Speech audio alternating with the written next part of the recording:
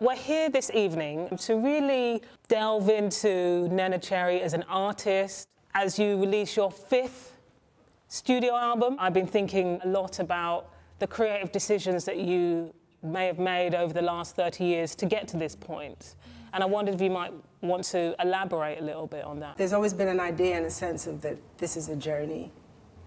And I think, like, to make that journey,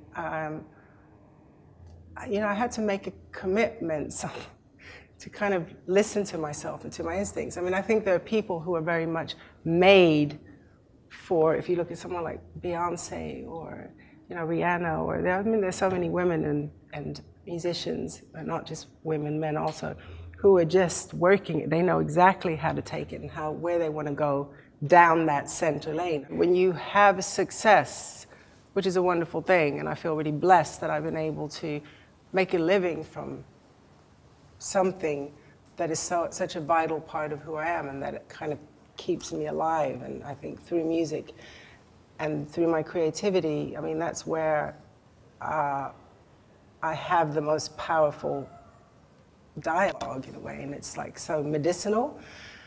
But there is a kind of restriction sometimes with, like, you know, you have success and then all of a sudden it's like there's this pressure, you know, to keep the numbers up, to keep the record sales going, to satisfy other people's, you know, palates. Suddenly, and you know what I mean? And so I think also I kind of lost my guts, my balls a little bit, because I started to overthink, and I started to find it really hard to write because I didn't really know what I wanted to say. And like I said at the beginning of the conversation, because I think that I'm quite instinctual.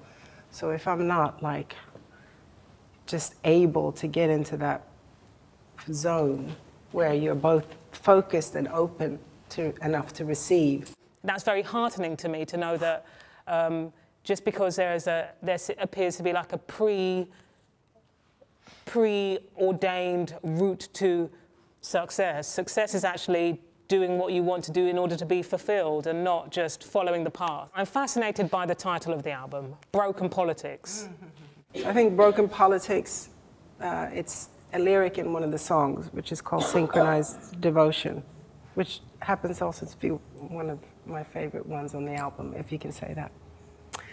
And it was just, for me and Kieran Hebden, who produced the album, Cameron, my husband, who I was writing with, we were playing around with some different titles, and we were like, that somehow holds the project, it glues it together.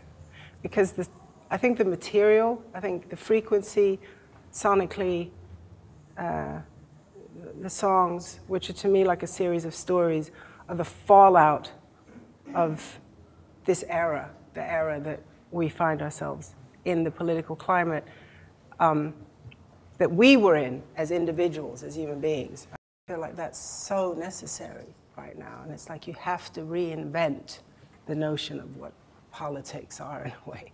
We have to. And I mean, I think it's beautiful seeing so many young faces in here because, like, your generation are really pushing things into some other dimensions, and that, I also feel part of that, but I think that's helps me get up in the morning.